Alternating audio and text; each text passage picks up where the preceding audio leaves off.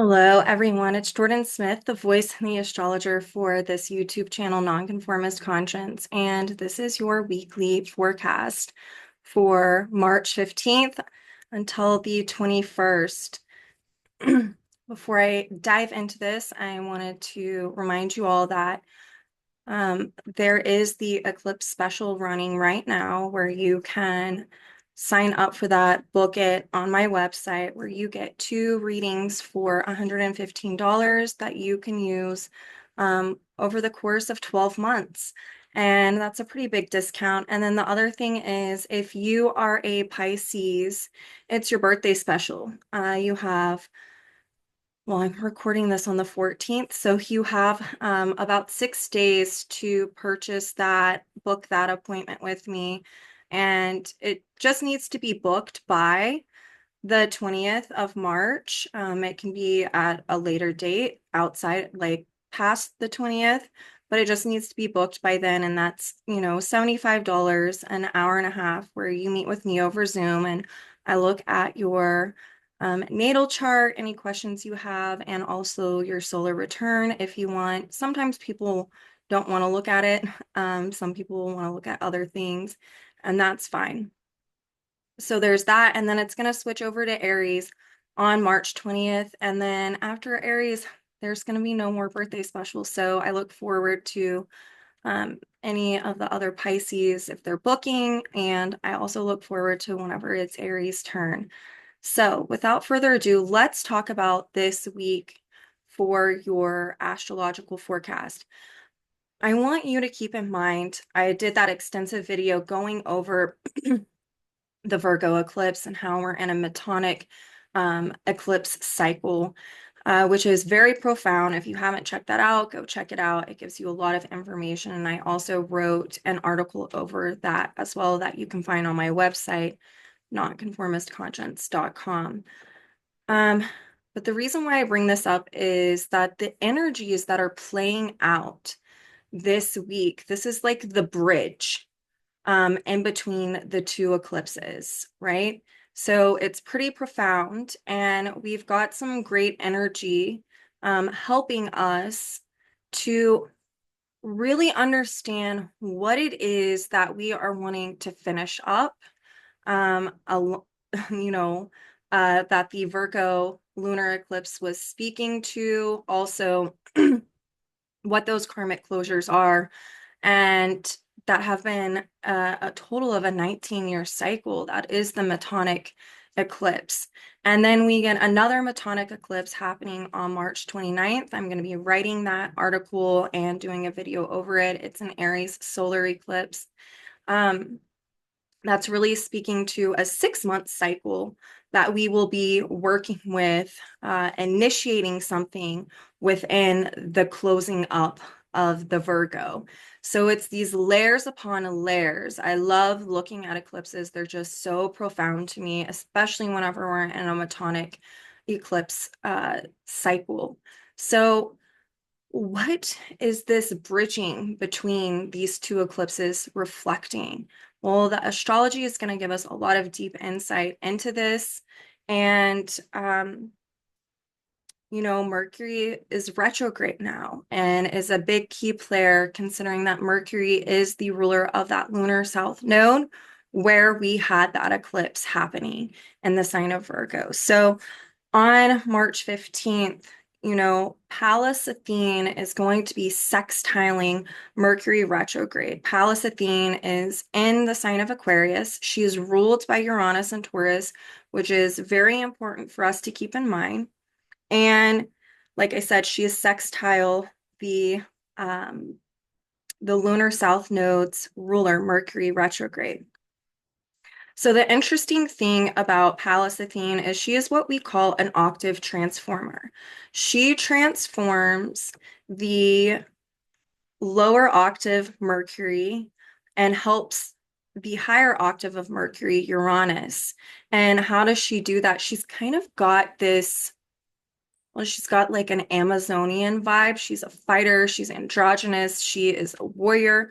She's really great at troubleshooting, helping us to troubleshoot how to recognize pattern. That's why she's corresponding to pattern recognition. It's where we can get these deep bursts of insights where, maybe we felt a little bit stuck in the past.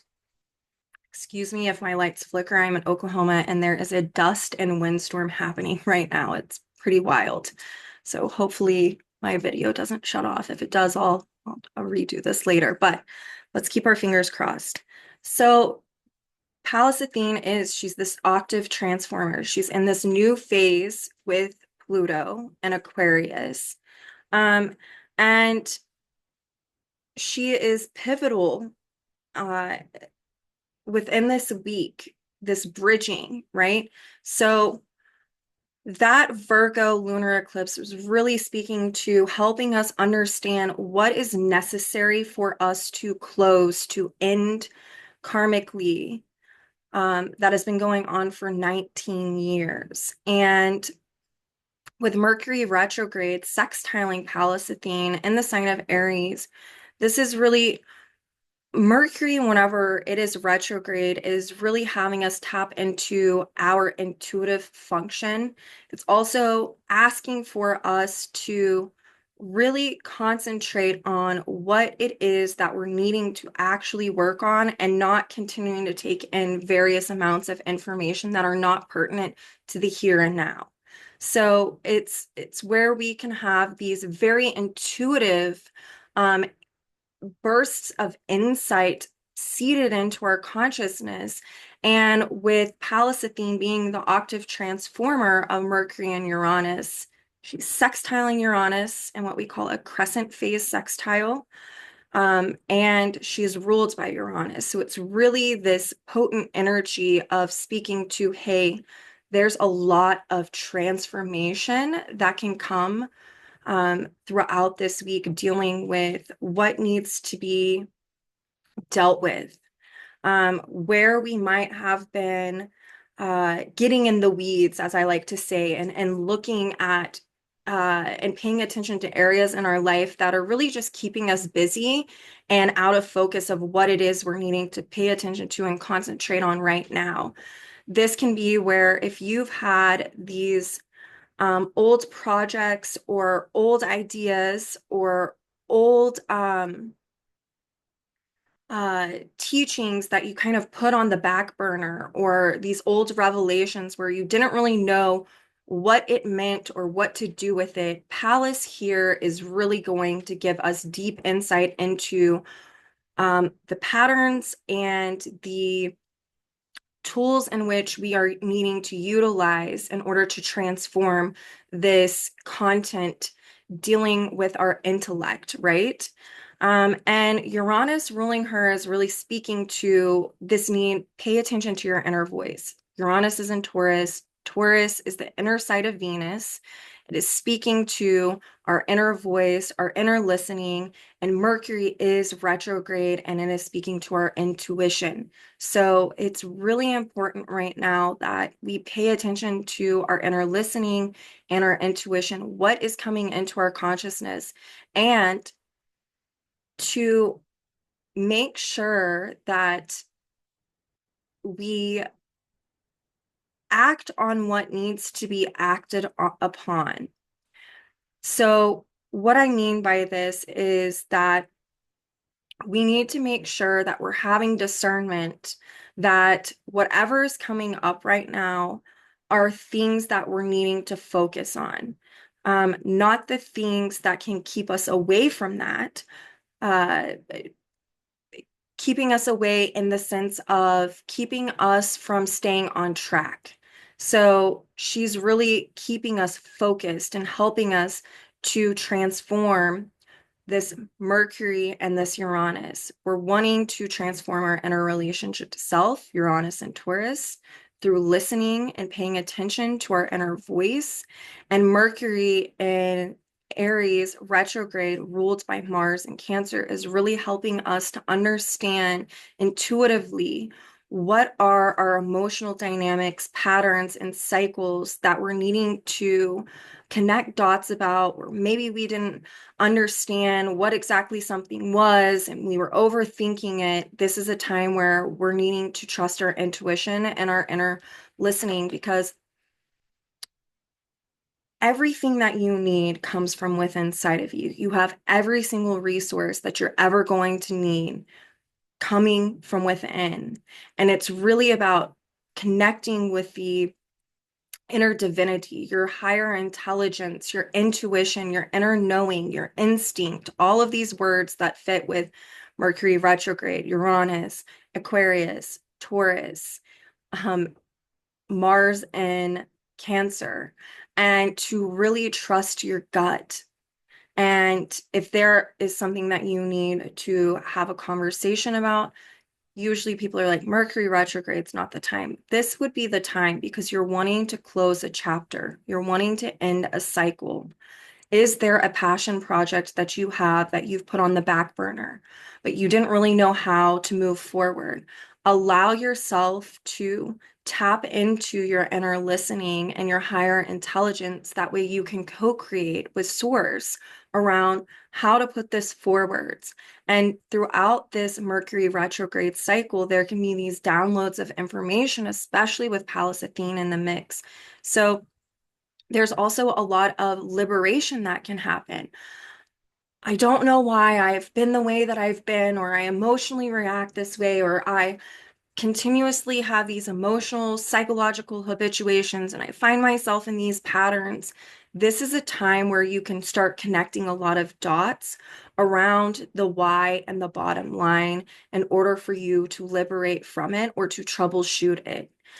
This would be a great time for you to just do automatic writing. Maybe even pose a question that you're wanting answered, that you've been longing for, and just write.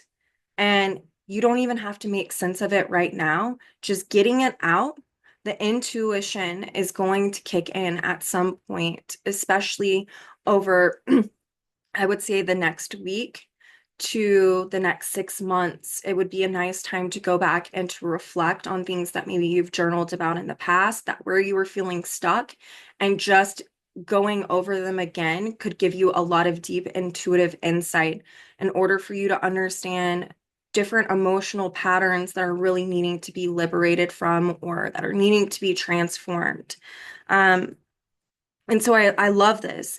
During this time on the 15th, the moon in Libra is going to be trining Pallas Athene. And the moon is ruled by that Venus retrograde. It's going to be pulling in and tapping into that higher octave of Venus, which is Neptune on that north node. And so it's helping us to cultivate a different way of relating to ourselves. So that Venus, I mean, that moon in Libra trining Pallas Athene can really help us to understand where there has been a bit of imbalances that are still playing out that we're needing to work on in order to close those chapters up. It's also helping us understand where the improvement around these can come in. And that moon in Libra is how we're relating to others. And with her being ruled by Venus retrograde in Aries, which is ruled by Mars in Cancer, it's helping us to really tap into how we relate to ourselves on an emotional level and how that ripples out into the ways in which we relate with others.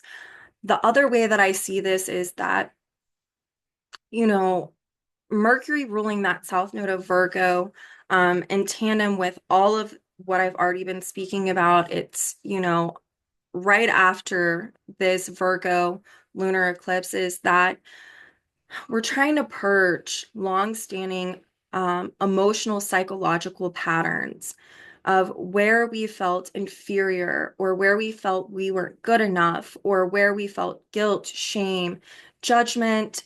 And whenever you're dealing with these Aquarian energies and also air um, archetypes, Libra, Aquarius, this is where we can really, in the past, not understand that we might be projecting our old wounds, our own trauma onto our relationships. And that moon in Libra, trining Pallas Athene, who is sextile Mercury, and the moon is ruled by Venus retrograde, who is technically still conjunct Mercury retrograde, can really help us to understand what's needing to be thrown off, the ways in which we will relate to ourselves from prior wounds around our own emotional dynamics, how that's affected our sense of self-esteem, our sense of whether or not we're worthy or unworthy. It can also help us to understand how our mental faculties play a role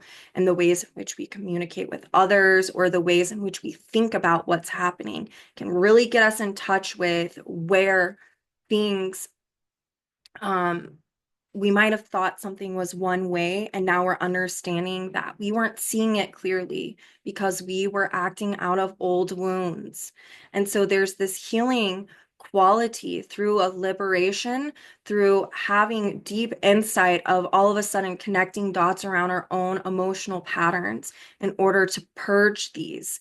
And then it helps us to have this organic and holistic Virgo transformative process in our thinking, relating, self-esteem, everything. I feel like it's really good energy for the bridge in between the lunar eclipse to segueing into the Aries solar eclipse that's happening on the 29th.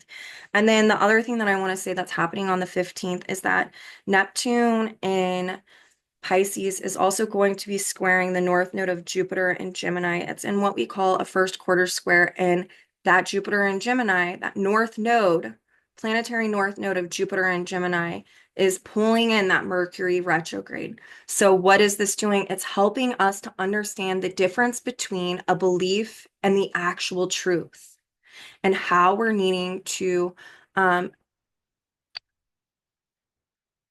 acknowledge on where we have bought into uh, the truth, a fact or an opinion being a truth, and where there could be healing around this when we understand what actual information is needing to be thrown off that's been affecting our emotional patterns, how it has kept us in these cycles of emotional patterns that can perpetuate crisis or a disconnect in our relationships, or how we relate to ourselves, therefore how we relate to others. And so it can actually magnify this or help us understand this on an intuitive level, confront us with the actual truth in order for this healing and this culmination of the past.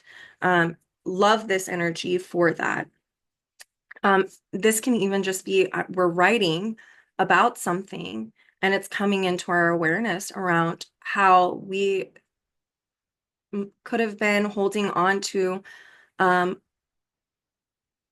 something that's our opinion and not realizing how it could be different for someone else. There can be a lot of healing whenever we acknowledge that the truth is relative. Two people can have an argument, or they can um, be there and be present for the same thing, and both people can experience it very differently. And there can be discord or strife when we don't feel understood or we're not heard from our point of view. And ultimately, that Neptune squaring the planetary north node of Jupiter, which is ruled by that Mercury retrograde, is wanting us to heal in the sense of not everyone is going to relate to us in the same ways in which we relate to ourselves. Not everyone is going to experience the same thing and the ways in which we're experiencing it. And that can actually be the beauty in understanding that there is unity in diversity. That, oh, that affected you this way, or I expressed this way, and that's not how you were feeling, what you were thinking, how you took, you took what happened, but this is how I took it. And there can be a lot of growth and the ways in which we can expand upon the different ways in which people assimilate information. Each one of us is unique and intrinsically diverse, and there is beauty in it. Where there can be discord and strife is whenever we become so stringent and rigid around holding on to, but this is the way that this affected me, and this is the only way that I'm seeing it or how you should be seeing it. Sometimes it's good for us to surrender Neptune and Pisces and to understand that two things can be true at once. There's that duality of Gemini and Mercury going on. And there can also be lessons in whether or not it's not necessarily the fact that someone else, let's say there's been an argument. The argument itself might not be the problem. It might be, are we able to hear the other person's perspective and understand that that's their perspective and to accept that while also accepting our own perspective. If someone isn't able to hear from where we're coming from, that's where there can be wounding. But that also gives you a choice. You then know, is this person safe for me to communicate with? If they're only ever willing to hear it from their own point of view, maybe this is something that needs to be let go of. Maybe this needs to come to an end, or maybe I need to look at why it's hurting me so much that they can't hear where I'm coming from. So this conversation gives us a lot of choices. And here's the thing, is we don't have to act on them right now. We can sit and be patient and have trust, hope, and faith, Pisces, Neptune, that we are going to know what it is that needs to be let go of and released when the time is right. But we do need to acknowledge how we're feeling and our thought processes that go along with this, and then to allow the intuition to come in later on. So then on the 17th, we have the Sun and Pisces conjunct the North Node. Both are ruled by Neptune. And we also have the Moon and Scorpio now squaring Pluto, and the Moon is also trining Ceres and Pisces. So let's break this down. The Sun on the North Node can really help us to illuminate what is the right choice, what is the right course of action, especially if you look at this in your own natal chart and you see where your Neptune is that is ruling both. It's like it can really illuminate what it is that we're needing to make a new choice around. It's also helping us to understand that there can be a higher meaning and a higher purpose that we're supposed to be actualizing through a new choice that we're meant to make. The key is to not dismiss it, rationalize it, but it is meant to act on it, having faith and hope that it is divinely inspired, even if it is scary, right? So that is the Sun on the North Node. And then the Moon in Scorpio squaring Pluto in Aquarius, and a last quarter square is really helping us to understand what if the Sun is illuminating the new choices that we're needing to make, that help us to heal, that help us to tap into new ways of relating to ourselves, that Moon in Scorpio is helping us to really understand our emotional, psychological patterns and needing to sit face to face with ourselves. And that last quarter square to Pluto in Aquarius is helping us to absolutely liberate from these dynamics. A last quarter square has an Aquarius feel to it. So that's where we can either rigidly hold on to the past because it's known and familiar, or we can actually go for it, meaning we're going to throw off and liberate from the known, from the conditioning, the thinking, the patterns, the emotions, the psychology, all of that. And so there can be this dynamic where we are confronted with something about ourselves that we're needing to throw off. And then that Sun on the North Node is actually, you want to heal, here is the choice, and it can illuminate it. And with the Moon trining Ceres, Ceres is about where there can be, and Ceres is in Pisces, there's Ceres can be this dynamic of where we've lost something, where we're holding on and trying to control something so much to our detriment. And when we do Ceres and Pisces and we let go and we surrender, that's where we can really find nurturing. And she is also speaking to being in Pisces, where we're needing to understand and cultivate more unconditional love, forgiveness, trust, hope, and faith in ourselves and in our spiritual relationship as a way to fortify that from within.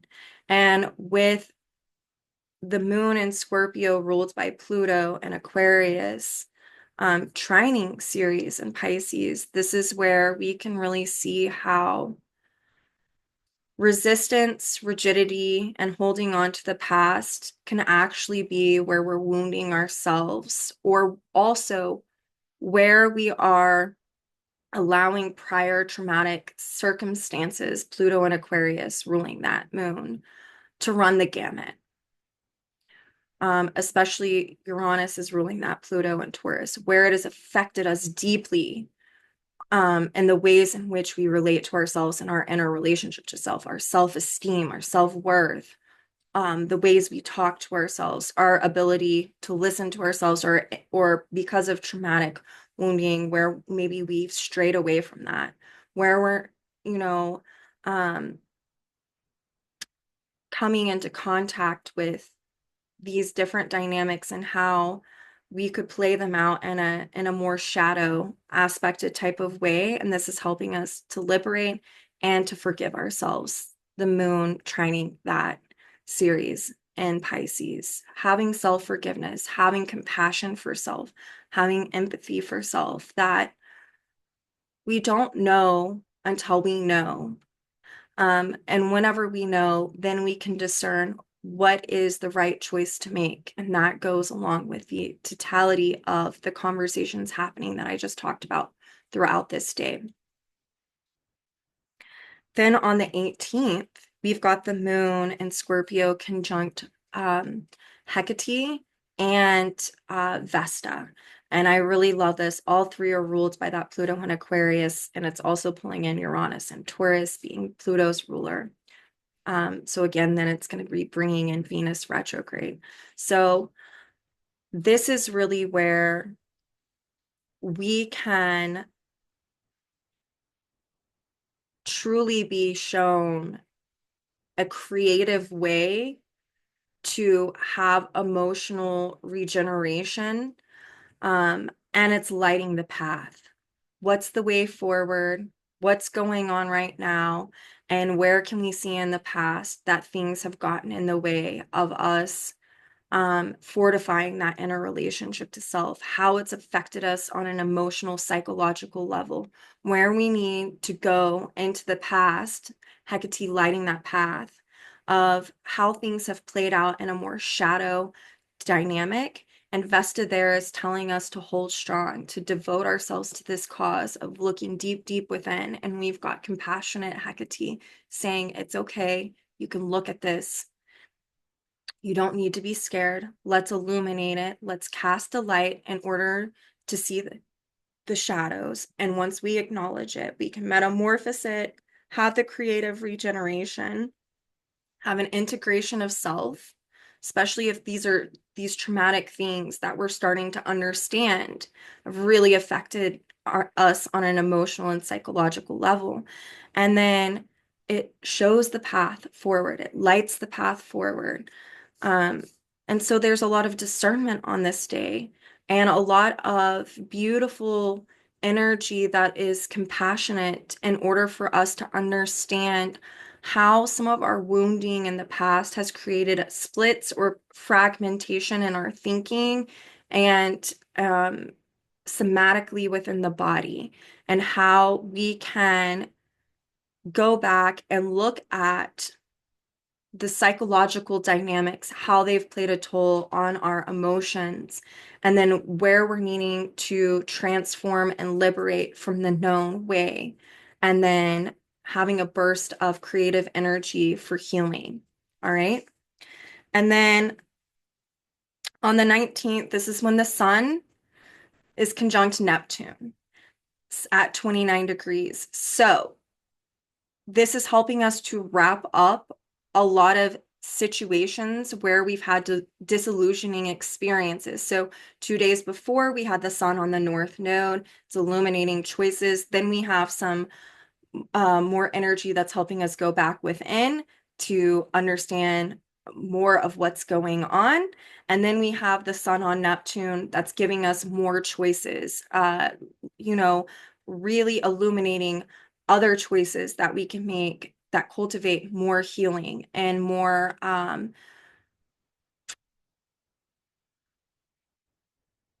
purposeful work around culminating the past. And so this can be a time where we're actually recalling these situations where we've been disillusioned because we denied the actual reality of what was going on. And so it can really be illuminating it, whereas in the past, if crisis happened and you started a path towards self-improving, but you really didn't understand exactly why something happened, this is a day where, depending on the person, where this is falling in your chart and what it's aspecting, you can really be understanding why something happened in order for you to culminate it.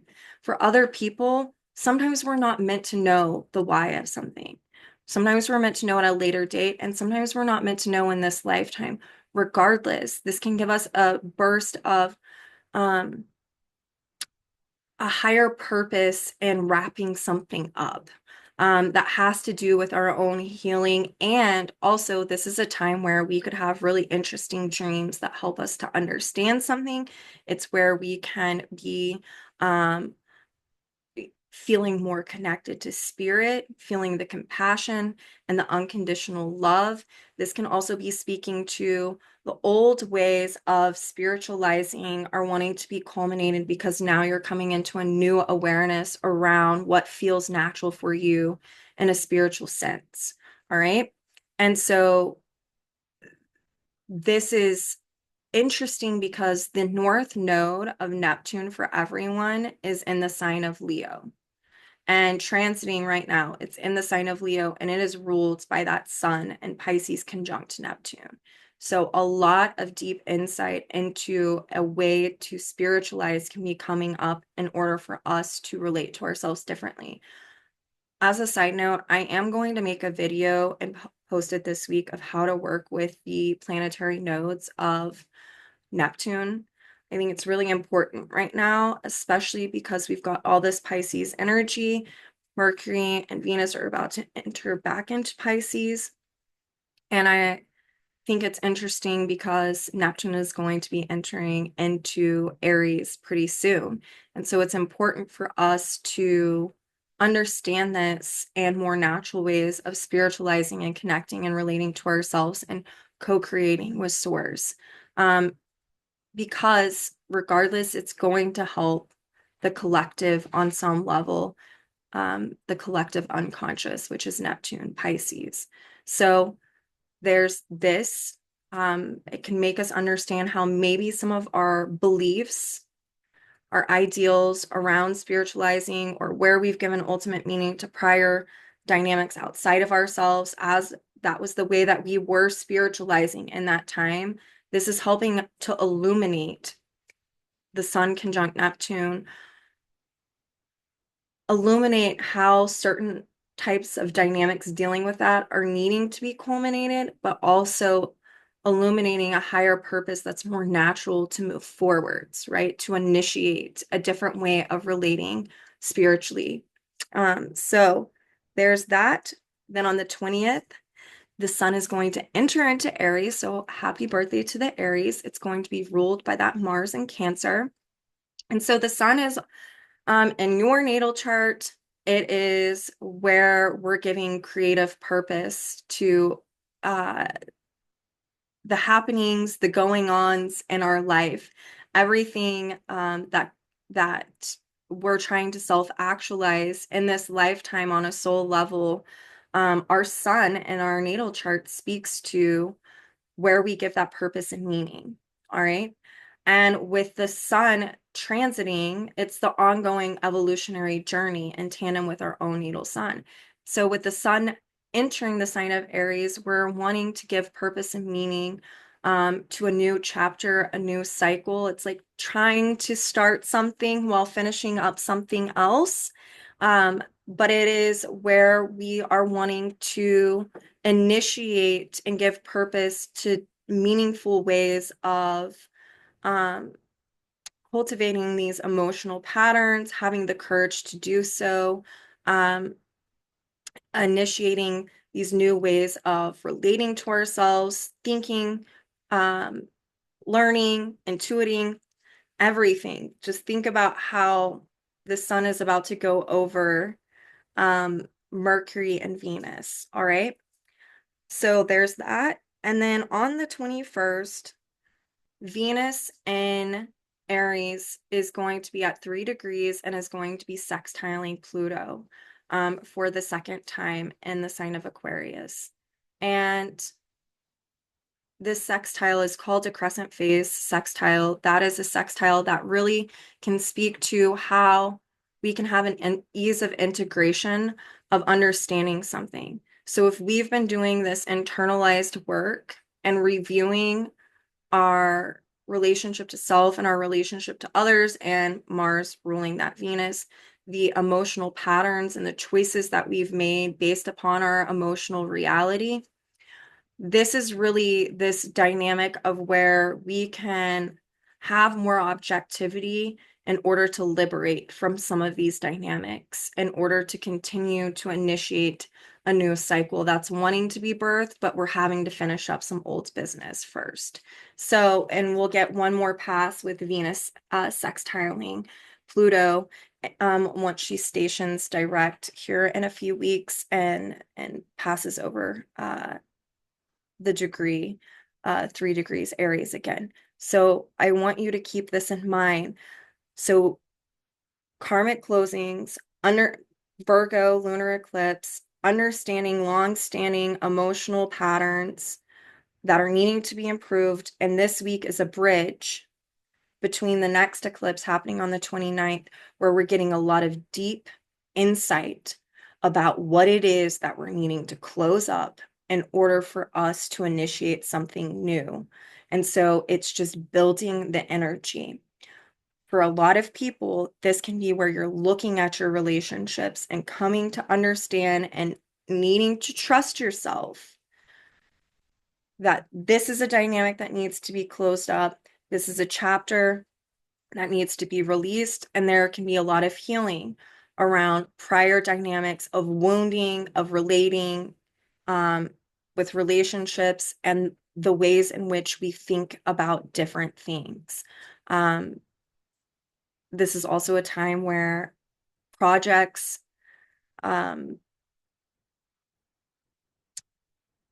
old teachings, old learning that we put on the back burner can also be made aware of, where we're needing to pick it back up in order to continue to improve upon it, right?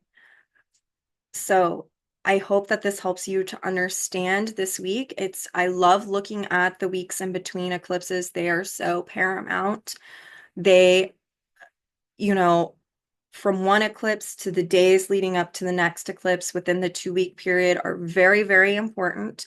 They give us a lot of insight. It is a time to really be internal and to really allow things to come through, not overthink, consciously work with this, journal, do ritual work. Vesta and Hekate are so prominent throughout this week. They were prominent in the Virgo lunar eclipse.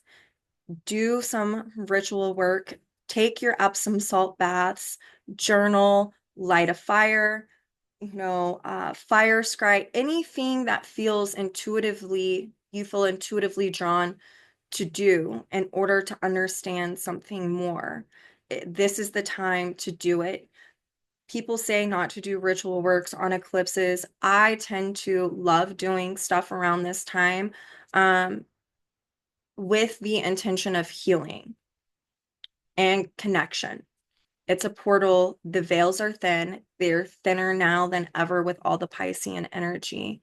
And um, anything that's going to connect you in a natural way, you can't go wrong. So I look forward to seeing more of you, working with you and your charts. Um, and if you haven't already signed up for the Jeffrey Wolf Green Evolutionary Astrology Association Venus class series and you've thought about it, I'm going to post the link for the website below so you can check it out. On the 15th, so tomorrow, Kristen Fontana and Jason Hawley are going to be teaching about Venus in Aries and in Libra, sexuality, evolution through Venus. Great time. I know that you can buy just like a drop-in class for that if you want. And then also next month on April 19th, I believe I'm going to be teaching about Venus through Scorpio and excuse me, and Taurus. And I look forward to those of you who do that. Sign up for that and use this time. It is a magical time. This is a time where we can really connect. And, if you want to know how these eclipses are impacting you or what is the bottom line, what's the evolutionary purpose or meaning of this, come see me. I would love to talk to you about it. I love, love, love just connecting with each one of you, getting to know you. And it's a time of solutions and troubleshooting and all shades in between. And if you feel like I could help you, please don't hesitate. If you need if something's too expensive, reach out to me. I work on a sliding scale. I have no problem doing that if you feel like it would be of benefit or help to you. Um, so I hope you all have a beautiful week, and I hope that it promotes a lot of awareness and healing and reconnection within yourself. So have a great week. Until then.